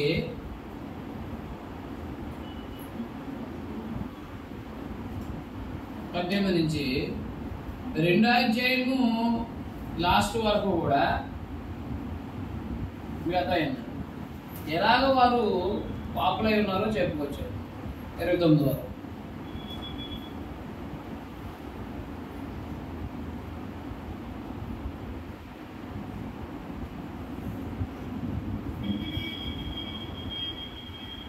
అన్యులు యూదులు ఎలా పాపం చేసి పాపులై ఉన్నారు.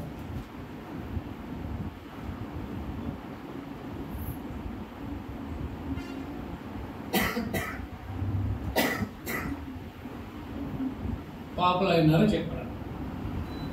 ఎలా పాపం చేసి పాపులై ఉన్నారు అనేది చెప్పుకొచ్చాడు. మొదటి అధ్యాయం 2వ అధ్యాయం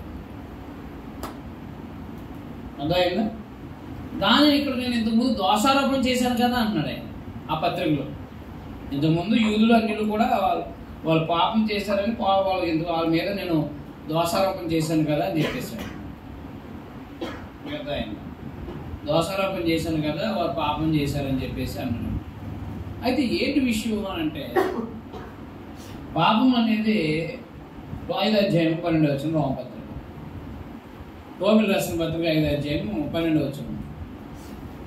ఇట్లుండగా ఒక మనుషుల ద్వారా పాపమును, అసలు పాపం అనేది ఎలా ప్రవేశించిందో చెప్పుకుంటున్నారు. అదైనా ఇద్దరు పాపం, అన్యులు యూదులు పాపం చేశారు. అన్యులు యూదులు పాపం చేశారు. అసలు పాపం అనేది ఎలా ప్రవేశించింది? జాగ్రత్త పెట్టుకో. అసలు పాపం అనేది ఎవరి ద్వారా లోకంలోకి వచ్చింది? 5:12 ఏమన్నాడు ఆయన?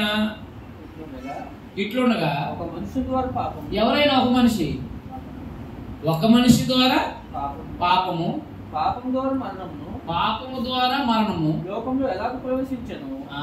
పాపము ప్లస్ మరణం. ఆదాము పాపం చేశాడు, మరణం ప్రవేశించింది. అంటే నువ్వు పండు తిని నిశ్చయముగా చచ్చదు అన్న. పాపం చదవండి. ఇంకా పాపం ద్వారా మరణము లోకంలో ఎలా ప్రవేశించను. లోకంలోకి పాపం ఎలా ప్రవేశించింది చెప్పండి? ఒక మనుషుని ద్వారా. మరి ఒక దేవదూత ద్వారా ప్రవేశించింది అంటారేంటి? మొట్టమొదటిగా ఎప్పుడో జగత్తుకు ముందు ఒక దేవత దేవుని మీద తిరుగుబాటు చేసి పాపం చేసి ఈ లోకంలో నెట్టపడ్డాడు అన్నాడు. పరిశుద్ధాత్మ ద్వారా ఏం చెప్పబడింది? ఒక మనుషుని ద్వారా పాపం అంతే. అసలు పాపం అనేది ఎలా వచ్చిందని ఆదికాండం 3వ అధ్యాయం అంతే. ఆదికాండం 3వ అధ్యాయం ఆయన పండు తినొద్దని తిన్నారు, పాపం చేశారు. పాపం అనేది వాళ్ళ నుంచి పాపం చేశారు కాబట్టి ఆ పాపం ద్వారా మరణం బయటకు వెళ్ళిపోయేవాడు ఏదైనా తోట నుంచి, దేవుడితో సంబంధాన్ని కోల్పోయారు వాళ్ళు. అలాగే పాపము మరణము వచ్చింది కాబట్టి వాళ్ళు ఏదైనా తోట నుంచి బయటకు వచ్చేసారు. అందువల్ల పాపం ఒక మనుషుని ద్వారా లోకంలోకి పాపం వచ్చింది. లోకంలో పాపం ఎలా వచ్చింది? ఒక మనుషుని ద్వారా. మన వాళ్ళు కథలు చెప్తారు, పాపం అనేది ఎప్పుడు స్టార్ట్ అయిందంటే జగత్తుకు నాది వేయబడి మునిపే ఒక దేవదూత ఆలోచించి తిరగబడ్డాడు. అది బబులోను రాజు కోసం చెప్తున్నాడు. యెషయా గ్రంథం మనం చదివాం వాడి జీవనులు. ఇక్కడ ఖచ్చితంగా చెప్తున్నాం, పాపం అనేది ఎలా ప్రవేశించింది లోకంలోకి? ఆదాం పాపం చేశాడు, ఆదాం ద్వారా లోకంలోకి పాపం ప్రవేశించింది, పాపం ద్వారా మరణం ప్రవేశించింది. ఒక మనుషుని ద్వారా పాపం లోకంలోకి ఎలా ప్రవేశించింది అన్నాడుగా. ఈ వచనం ఒకటి అర్థమైతే సరిపోదు కదా. పాపం లోకంలోకి ఎలా ప్రవేశించింది? ఆదాం ద్వారా, అవ్వ ద్వారా కాదు. ఏదో జగత్తు ముందు దేవుని మీద తిరగబడి దేవదూతలు, అదేమి అదంతా కల్పిత గాథ అది. చదవాలి. ఒక మనుషుల ద్వారా పాపం ద్వారా పాపంలో జీవితం మరణమే కదా. అది రోగపత్రం 6:22 23 కూడా చెప్పాడు కదా. చదవండి. పాపం ద్వారా మరణంలో లోకం ఎలా ప్రవేశించానో అలాగుండా మనుషులందరూ పాపం చేసినందున మరణము అందరికీ సంప్రాప్తమాయెను. ఆదాము పాపం చేసి పాపయ్యాడు, మనుషులందరూ పాపం చేసి పాపమయ్యారు. ఆదాము పాపం చేశాడు, పాపం చేశాడు కాబట్టి ఆయనకి ఆత్మీయ మరణం అనేది వచ్చింది. దేవునితో సంబంధం కోల్పోయాడు కాబట్టి ఏదైనా తోటలోంచి గెట్టేశారు. అలాగే మనిషి కూడా పాపం చేసి, అలా మనుషులు అందరూ పాపం చేసినందున పాపులు ఎలా అవుతున్నారు? మనుషులు పాపం చేసి అవుతున్నారు. అంటే పుట్టుకతో పాపం కానీ తల్లిదండ్రుల పాపం కానీ అలాంటివి ఏవి కాదు, పాపం చేసి పాపులు అవుతున్నారు. అందుకని ఎవడు ఎజ్కేలు 18:4 ఏమంటాడు?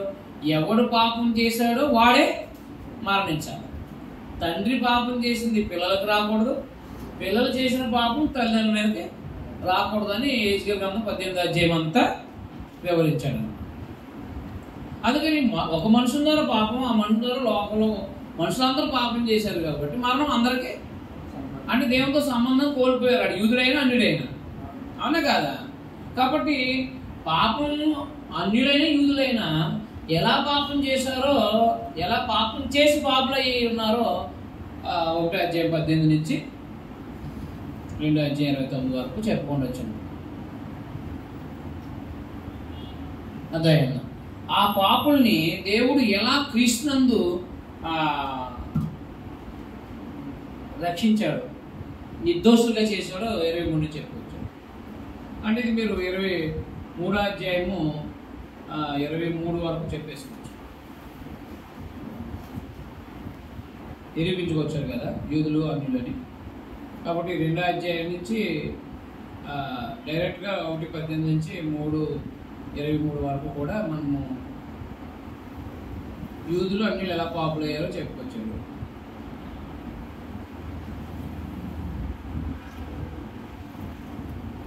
మూడు 24 నుంచి 5వ అధ్యాయం 11 వరకు పాపుల్ని దేవుడు ఇలా నిర్దోషులుగా తీర్చాడు యేసుక్రీస్తు రక్తంలో. పాపులను దేవుడు క్రీస్తు రక్తము ద్వారా ఎలా నిర్దోషులుగా చేశాడో చెప్పాడు. ఎలా నిర్దోషులుగా చేశాడో చెప్పాడు. నీతిమంతులన్నా నిర్దోషులన్నా ఒకటే సుమా. నీతిమంతులన్నా నిర్దోషన్నా ఒకటే. ఎలా నిర్దోషులుగా చేశాడో తెలియపరచాడు. చూడండి 3:23 చదవండి.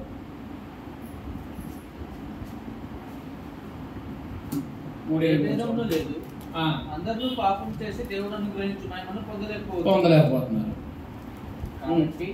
కాబట్టి అందరూ పాపులయ్యారు. కాబట్టి నమ్మేవారు ఆయన కృప చేతనే, దేవుడు అనుగ్రహించిన కృప చేతే విమోచనము ద్వారా, అది యేసుక్రీస్తు వారి ద్వారా, యేసుక్రీస్తు వారి యొక్క విడుదల ద్వారా ఉచితముగా నీతిమంతులని తీర్చబడుతున్నారు. అది దేవుడు పాపుల్ని ఎలా నీతిమంతులుగా తీర్చున్నాడు? యేసుక్రీస్తు విశ్వాసం ఉంచడం ద్వారా ఆయన ఏం చేస్తున్నాడు? ఉచితంగా నీతిమంతులుగా తీరుస్తున్నాడు. ఎలా ఉచితంగా నీతిమంతులుగా తీరుతున్నాడు? విశ్వాసాన్ని బట్టి. అబ్రహాముని ఎలా నీతిమంతులుగా తీర్చాడు? ఆయన విశ్వాసాన్ని బట్టి. ఆదికాండం 15:6 అబ్రహాం దేవుని నమ్మెను, అది అతనికి నీతిగా ఎంచబడింది. సున్నతి పొందినప్పుడా, సున్నతి పొందకముందా? సున్నతేమో 19వ అధ్యాయంలో, 17వ అధ్యాయంలో, క్షమించండి. నీతిమంతుడు దేవుడు అబ్రహాం నీతిమంతుడు అన్నదేమో 15వ అధ్యాయంలో. ఆదికాండం 15వ అధ్యాయం 6వ వచనంలో అబ్రహాముని తన విశ్వాసాన్ని బట్టి దేవుడు ఏమన్నాడు? ఆయన్ని నీతిమంతుడు అన్నాడు. అంటే ఆయన పాపాలను క్షమించాడు. ఆయన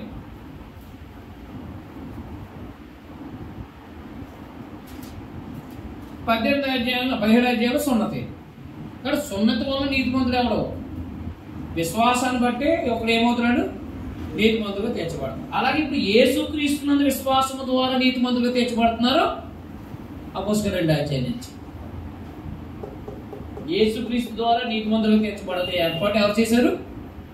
అన్యులు పాపం చేసినా, యూదులు పాపం చేసినా అందరూ పాపులే. కాబట్టి యేసుక్రీస్తు వారి ద్వారా, రక్తం ద్వారా దేవుడు నిర్దోషులుగా ఎలా చేశాడు అనేది 5:24 నుంచి 5వ అధ్యాయం 11 వరకు చెప్పవచ్చు. అదైనా 5వ అధ్యాయం 1వ వచనం చదవండి ఒకసారి.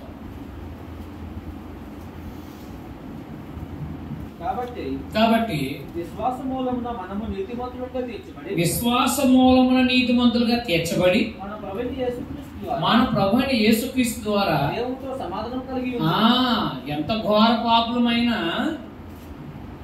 దేవుని అందరి మన ప్రభువైన యేసుక్రీస్తు నందు దేవుని సంకల్పం, దేవుని ఉన్నాడని, యేసుక్రీస్తు దేవుని కుమారుడని విశ్వసించి మనం గత పాప క్షమాపణ నిమిత్తం ఎప్పుడైతే బాప్తిసం పొందుతున్నామో అప్పుడు దేవుడు ఏం చేస్తాడనమాట? మనల్ని, పాపులైన మనల్ని నిర్దోషులుగా చేస్తున్నాడు. పాపి శిక్షకు పాత్రుడు, నిర్దోషి శిక్షను తప్పించుకున్నవాడు. కాబట్టి యేసు రక్తాన్ని బట్టి దేవుడు ప్రతి పాపిని నిర్దోషి అంటాడు అనమాట. ఎందుకంటే మనం చేసిన పాపానికి శిక్ష ఆయన అనుభవించాడు. కాబట్టి ఆయన ఎందుకు విశ్వసించినటువంటి వాడిని నీతిమంతులుగా తీరుస్తున్నాడు దేవుడు. అది దేవుని ఏర్పాటు. అది అందుకని ఇప్పుడు ఎవరైనా బాప్తిసం పొందితే, యేసుక్రీస్తు విశ్వాసం నుంచి బాప్తిసం పొందితే దేవుని సంకల్పం ప్రకారం అతను ఏమవుతున్నాడు? నిర్దోషం అవుతున్నాడు. అది మనం ఎందుకంటే యేసుప్రభువుని ఎప్పుడైతే విశ్వసించామో మన కోసం ఆయన పాపం చేసి మన కోసం పాప అయ్యి మరణించారు, పాపం శిక్ష అనుభవించారు. అందువల్ల ఆయన విశ్వాసం ఉంచడం ద్వారా దేవుడు నీతిమంతుగా, నిర్దోషిగా తీరుస్తున్నాడు, నీతిమంతుగా తీరుస్తున్నాడు. అలాగూ పాపం నుంచి విడుదల కలుగుతుంది యేసుప్రభువు ఈ రక్తం ద్వారా. అది దేవుడు చేసిన ఏర్పాటు. అది ఎవరిది? అందువల్ల యేసుక్రీస్తు విశ్వాసం నుంచి బాప్తిసం పొందడం ద్వారా నీతిమంతులుగా తీర్చబడుతున్నారు. కాబట్టి నిర్దోషులు అవుతున్నారు. కాబట్టి ఆరాధ్యం ఏమన్నాడు? పాపం నుంచి విడుదల పొందుతున్నారు. కాబట్టి యేసుప్రభువు ద్వారా దేవుడితో సమాధానం అవుతున్నారు. కాబట్టి ఇంకా పాపం జోలికి వెళ్ళొద్దు అని ఆరాధ్యము 1-2-3 వచనాల్లో మాట్లాడు. చదవండి. అలాగైనా ఏమందుము? గొప్ప విస్తరించాలని పాపమందు అని బాప్తిసం పొందిన తర్వాత కూడా పాపంలో ఉంటామా? అట్లా అనకూడదు.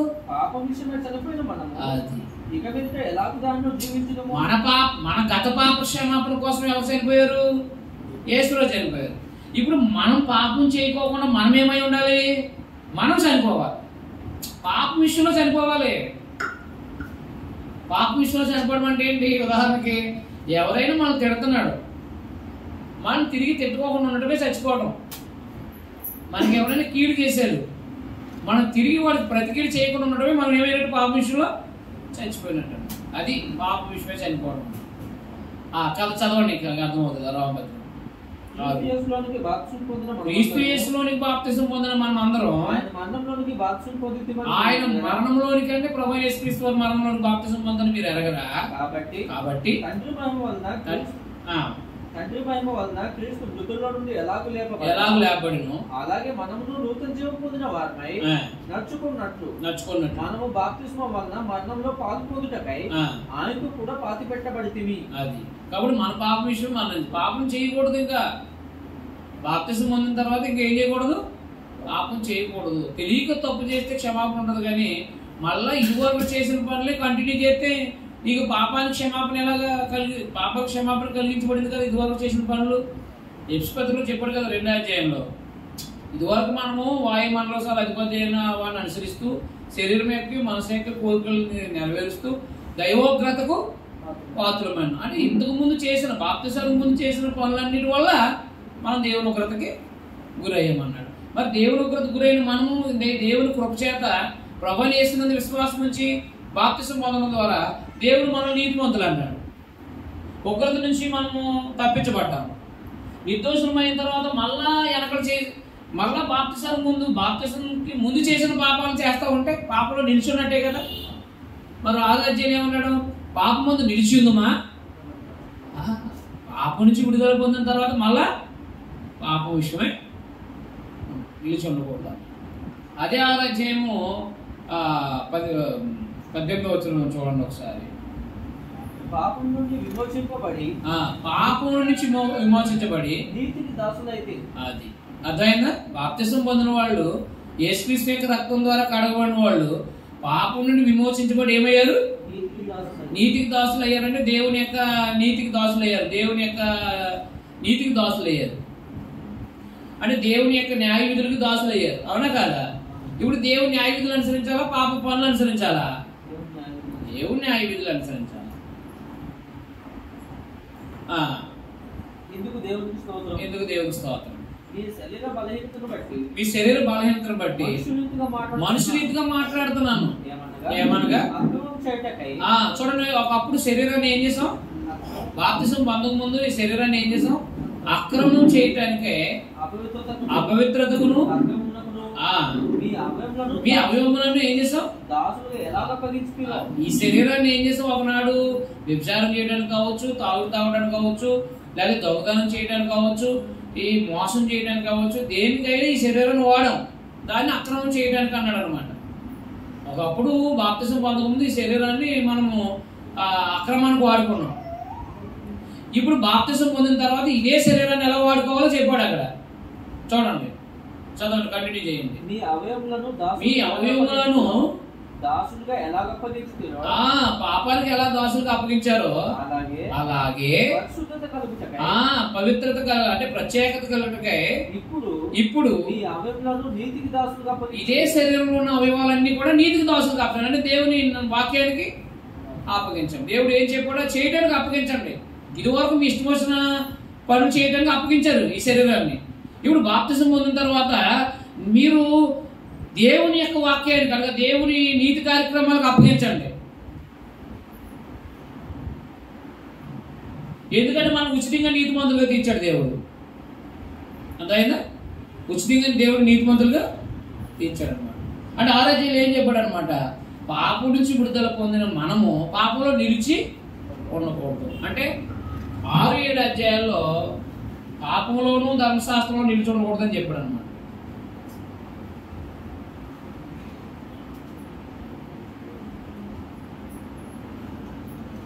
పాపంలోను ధర్మశాస్త్రంలోను ఏముండకూడదు? నిలిచి ఉండకూడదు. ఎందుకంటే యూదుడు ధర్మశాస్త్రం ఉన్నా వాడికి పాపక్షమాపణ కావాల్సి వచ్చింది యేసు ప్రభువునందు విశ్వాసం ఉంచడం ద్వారా. అవునా కదా? కాబట్టి వాడు ధర్మశాస్త్రంలోకి వెళ్ళకూడదు, వెనక్కి వెళ్ళకూడదు. అలాగే అన్యజనుడు విగ్రహారాధన ద్వారా తన చెడు క్రియల ద్వారా పాపం చేశాడు. అతను కూడా ఇందులో నిలిచి ఉండకూడదు, పాపంలో నిలిచి ఉండకూడదు. యూదుడు పాపం చేశాడు, అన్యుడు పాపం చేశాడు. ఇద్దరు కూడా పాపంలోనూ ధర్మశాస్త్రంలో నిలిచి ఉండకూడదు అని చెప్పేసి 6-7 అధ్యాయాలు చెప్పవచ్చు. అర్థమైనా అర్థమలేదా? 8వ అధ్యాయంలోకి వచ్చేటప్పటికి అన్నిటికైనా యూదుడికైనా క్రీస్తు చేసినందు ఏ శిక్షా విధి లేదని చెప్పేసి క్రీస్తు నన్ను దేవుడు హెచ్చించిన స్థితి చెప్పుకోవచ్చు. 8వ అధ్యాయంలో దేవుడు క్రీస్తు నందు చదవండి. కాబట్టి ఇప్పుడు క్రీస్తు యేసునందున్న వారికి ఏ శిక్షా విధి లేదు. అది ఏ శిక్షా విధి లేదు, ఏ శిక్షా విధి లేదు, ఏ శిక్షా విధి లేదు. ధర్మశాస్త్రం వ్యభిచారం చేస్తే తప్పు చేస్తే శిక్ష ఇవ్వండి.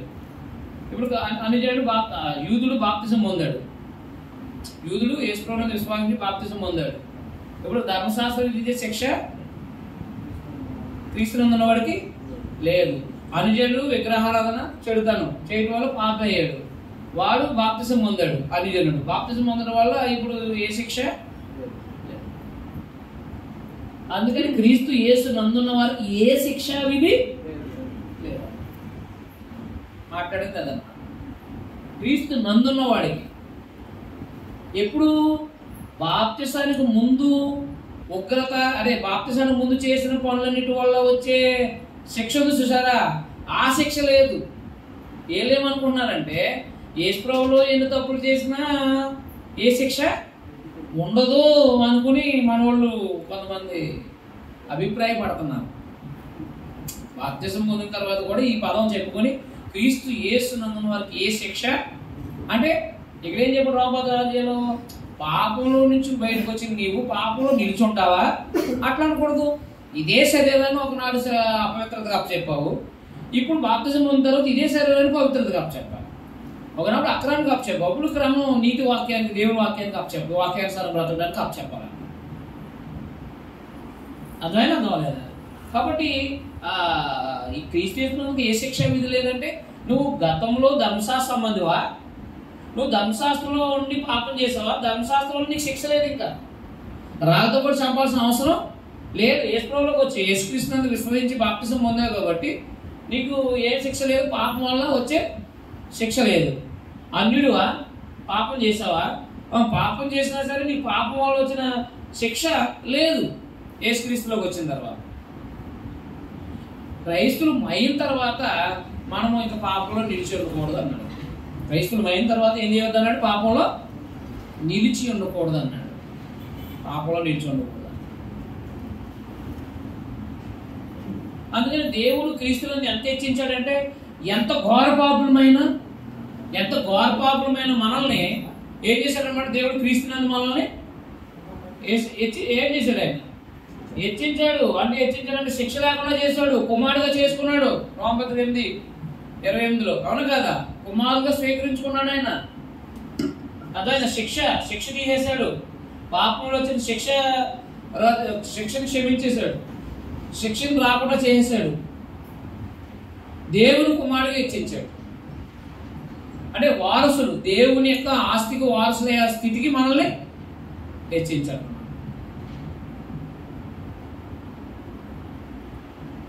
దేవుని యొక్క వారసులమయ్యేంత స్థితికి హెచ్చించాడు. అదే చెప్తాడుగా 18వ అధ్యాయంలో, అదే చెప్పాడు కదా 18వ అధ్యాయంలో, అదే చెప్పాడు కదా 18వ అధ్యాయంలో, అదే చెప్పాడు కదా.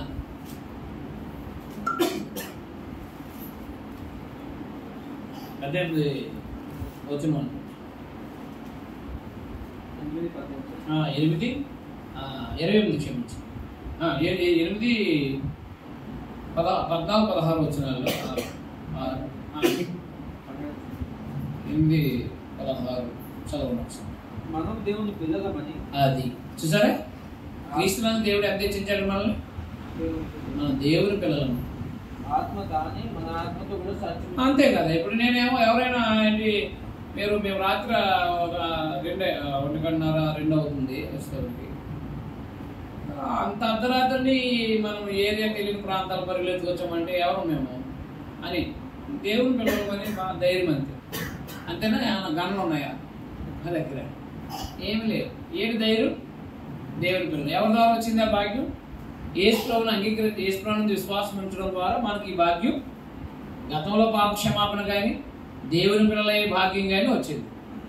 దేవుని పక్షంగా మనము, దేవుడు మన పక్షం ఉండగా మనకు విరోధి అని అన్నాడు కదా రోమపత్రిక.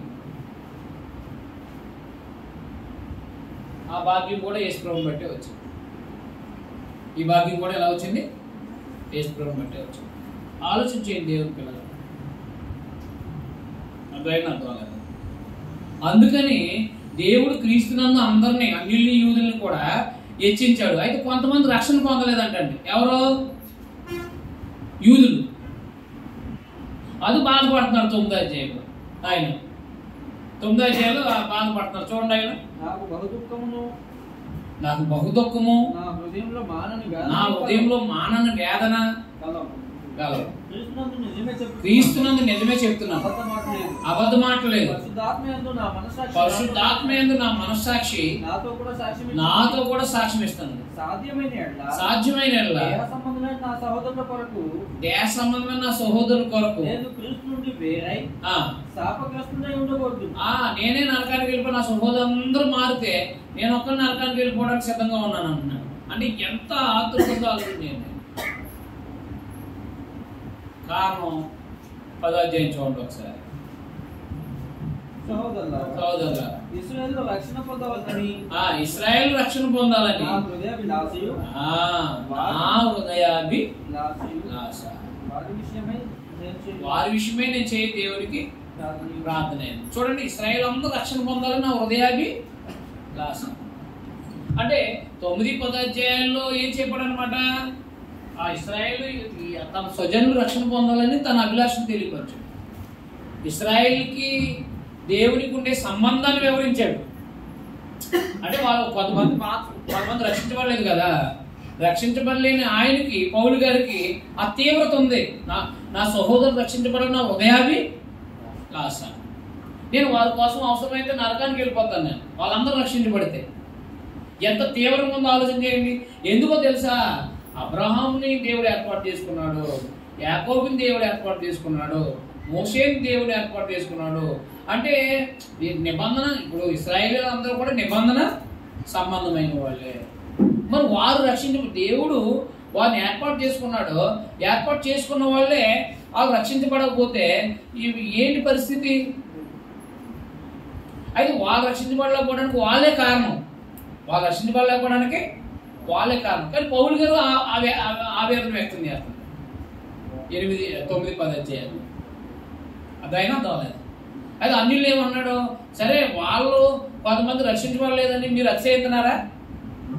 అతిశయించగలరు. వాళ్ళు ఎందుకు రాలేదు అంటే వాళ్ళ విశ్వాసాన్ని బట్టి వాళ్ళు విడిచిపోయబడ్డారు. మీరు విశ్వాసాన్ని బట్టి నిలబడ్డారు. కాబట్టి మీరు గర్వపడకండి. వాళ్ళ మీద మీరు గర్వపడకండి. సంఘంలో యూదుల మీద గర్వపడకండి. యూదులేమో మీరు మాతో సమాధానం కాదు అనకండి. యూదులు ఏమన్నాడు?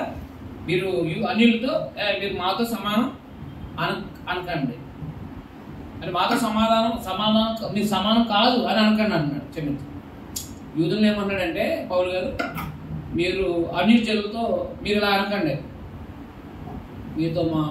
మేము సమానం కాదని అనకండి. ఎందుకు సమానం కాదని అనకండి? మీరు పాపంలో సమానమే కదా. యూదులు అన్యుడేమో ధర్మశాస్త్రం లేకుండా పాపం చేశాడు, యూదుడేమో ధర్మశాస్త్రం ఉండి పాపం చేశాడు. పాపే కదా ఇద్దరు. పాపంలో సమానమైనప్పుడు ఇద్దరికి రక్షణ అవసరమా కాదా?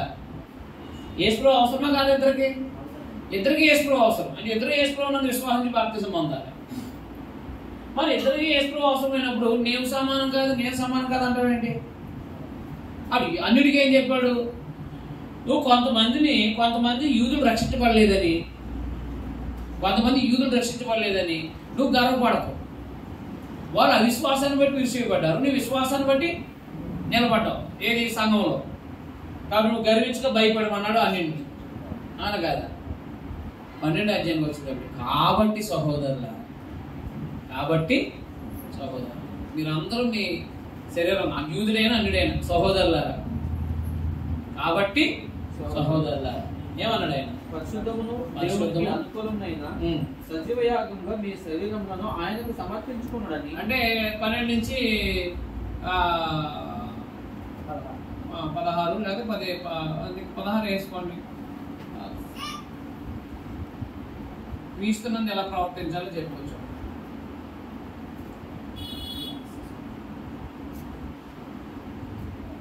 క్రీస్తునందు ఎలా ప్రవర్తించాలి సహోదరులందరూ తమ సజీవ యాగంగా తమ శరీరాన్ని సమర్పించాలి. తమ శరీరాన్ని ఏం చేయాలి? సజీవ యాగం సమర్పించాలి. వరాలని ఒకరు గర్వపడద్దు. కొరింథీలో చెప్పారు కదా, వరాలు గర్వపడుతున్నారు. ఇక్కడ కూడా వరాలు గర్వపడద్దు. ప్రభుత్వ అధికారులు లోబడండి. 13వ అధ్యాయం. విశ్వాస బలహీనమైనటువంటి వాళ్ళని చేర్చుకోండి. 14వ అధ్యాయంలో అర్థమైందా? ప్రభు కూడా బలహీనతల్ని ఆయన మోసాడు. మీరు కూడా సహోదరులు బలహీనలు కూడా బలపరచండి తప్ప బలహీన చేయండి అని చెప్పి 16వ అధ్యాయంలో 100వ వచనాన్ని చెప్పుకోవచ్చు. అంటే 1 నుంచి 11 అధ్యాయాల వరకు ఏం చెప్పాడు అనమాట? పాపులైన వాళ్ళు యేసుక్రీస్తు ద్వారా ఎలా రక్షించబడ్డారో, రక్షించబడిన ప్రజలు ఎలా ప్రవర్తించాలో 12వ అధ్యాయం నుంచి చెప్పుకోవచ్చు. అలాగ పుస్తకం సంపూర్ణంగా చదవగలిగితే మనకే విషయాలు అర్థం. ఒకసారిగా ఏదైనా ఒక పత్రిక సంపూర్ణంగా చదవగలిగితే దేవుడు మనల్ని క్రీస్తు ద్వారా ఎలా రక్షించాడు, పాపులైన మనల్ని, రక్షించబడిన మనల్ని ఎలా ప్రవర్తించమన్నాడు, రక్షించబడిన ప్రజలు మనల్ని ఎంత ఉన్నతమైన స్థితిలో పెట్టాడు అనేది మనకు అర్థం అవుతుంది. అలా కంప్లీట్గా ఏదైనా సరే అన్నమాట. ఏదైనా భోజనం అనేది ఆఫ్ తినకూడదు కదా, ఏం చేయాలా? కంప్లీట్గా తింటేనే ఆ శక్తి. మనం ఏం చేస్తాం? ఒక అధ్యాయం చదువుతాం, మాకు 6 రోజులు పోయిన తర్వాత ఇంకొక అధ్యాయం చదువుతాం, అవునా కదా? లేకపోతే ఇది మానేసి మళ్ళీ ఇంకో పుస్తకంలో ఇంకో అధ్యాయం చదువుతాం, లేదా అది మానేసి మళ్ళీ పాత నిబంధనకి ఏదో ఒక పుస్తకం ఉంది, ఒక అధ్యాయం చదువుతాం. ఇలా చదివితే, అపోస్తలుల కార్యం చదివితే ఒకడు బాప్తిసం పొందడానికి ఏం విశ్వాసించి బాప్తిసం పొందాలి? ఒక అన్యుడు బాప్తిసం పొందాలంటే దేవుడు ఉన్నాడని, యేసుప్రభువు దేవుడి కుమారుడిని విశ్వసించి బాప్తిసం పొందాలి. బాప్తిసం పొందిన ఎవరైనా సరే, సంఘంలో బాప్తిసం పొందిన వాళ్ళు ఎవరైనా సరే గత జీవితాన్ని, పాపాన్ని విడిచిపెట్టేసి యేసుప్రభువు నందు నీతిమంతులు తీర్చబడ్డారు. కాబట్టి ఇద్దరు సమానంగా యథార్థంగా నీతిగా బ్రతకాలని చెప్పేసి 12 రోమపత్రికలు చెప్పుకోవచ్చు. అట్లయినా తోలేదు. కాబట్టి మనం మధ్యాహ్నం అధ్యాయాలు స్టడీ చేద్దాం. ఇవి ఓవరాల్గా తెలియజేయడం జరిగింది. అట్లయినా తోలేదు. కాబట్టి యేసుక్రీస్తు ద్వారా మనం ఎలాగ నీతిమంతులుగా దేవుడు నిర్దోషులుగా చేశాడు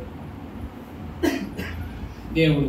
ఆ చేసిన మనము, నీతిమంతులుగా చేయబడిన మనము, ఇక మనం పాపం జోలికి వెళ్ళకూడదు అని చెప్పి. ఎందుకంటే పాపం వల్ల జీతం మరణం అన్నాడు కదా రోమపత్రికలో. పాపం వల్ల మరణం వచ్చింది కాబట్టి దాని జోలికి వెళ్ళకూడదు. యేసుక్రీస్తు ఉండడం నిత్య జీవం అనుగ్రహించబడుతుంది. పాపం వల్ల ఏమో ఆత్మీయ మరణం, దేవునికి శాశ్వతం ఎడబాటు అవుతుంది. పాపం యేసుప్రభువునందు విశ్వాసం వల్ల ఏమో నిత్య జీవాన్ని ప్రతిఫలంగా పొందుతుంది. కాబట్టి యేసుప్రభువునందు ఉండాలా, పాపంలో ఉండాలా? యేసుక్రీస్తునందు మనం ఉంటే మనం నిత్య జీవ సంబంధంలో ఉండాలి. అందువల్ల అందువల్ల అన్ని జనుడికని వస్తేపడకయ్యా. కాబట్టి అందరూ కూడా, సహోదరులందరూ శరీరాన్ని దేవుడికి సమర్పించేయండి, ఉపాంతరం పొందండి. క్రమంగా ఒకరికొకరు హెచ్చించుకున్న దానికంటే ఎక్కువ హెచ్చించుకోకండి. పని చేయండి, సంఘంలో ప్రవర్తించండి, ఒకరి పట్ల ఒకరు అనురాగము, ప్రేమ చూపించండి. ఏడ్చువారితో ఏడవండి, నవ్వువారితో నవ్వండి. మంచి పనులు చేయండి, కీడు చేయకండి. ప్రభుత్వ అధికారులు లోబడి ఉండండి. విశ్వాసంలో బలహీనమైన వారిని బలపరచండి. 14:1, అవునా కదా? మన ప్రభు కూడా 15:1-2 వచనాలు, మన ప్రభు కూడా మన బలహీనతల్ని సహించాడు అని చెప్పేసి ఆయన ముగించడం జరిగింది. మనం వచ్చిన వెళ్తేనే కానీ మనకి ఆ భావాలు అనేవి, ఆ పదజాల భావం యొక్క భావాలనేవి మనకు అర్థం కాదు. మీకు ఏమైనా అవగాహన అయిందా, అవలేదా? రోమపత్రిక అవగాహన, ఒక్క అవగాహన, సింపుల్ అవగాహన. అలా ప్రతి పుస్తకం చదివితే దేవుడు నన్ను రక్షించడానికి ఎంత ప్రణాళిక ఏర్పాటు చేశాడు, ఆ ప్రణాళికలో ఉన్న నేను పాపం చేయకుండా ఎందుకు ఉండాలి, అర్థమైందా? పాపం చేయకుండా ఉంటే నాకు ఏంటి ప్రతిఫలము, పాపం వల్ల ఏమో మరణం, ఆత్మీయ మరణం, యుగ యుగాలు దేవుడితో ఎడబాటు ఉండి నరకం అనిపించాలి. క్రీస్తు యేసునందు ఉంటేనేమో నిత్య జీవం, అది యుగ యుగాలు తరతరాలు దేవుడితో సదాకాలం ఉండటం. ఏది కావాలో కోరుకోమని చెప్పేశాడు ఆరాధ్యం కదా. కాబట్టి దేవుడి పిల్లలుగా మన క్రీస్తునందు ఉన్న మనము, యేసు క్రీస్తునందు ఎందుకు వచ్చాం, మనం ఏం సాధించడానికి వచ్చాం అంటే మనం నిత్య జీవాన్ని పొందడం. యేసు క్రీస్తు నిత్య జీవానికి అవసరం కాకపోతే మనం ప్రభులోకి రావాల్సిన అవసరం లేదు. మనకు 15 14 కదా.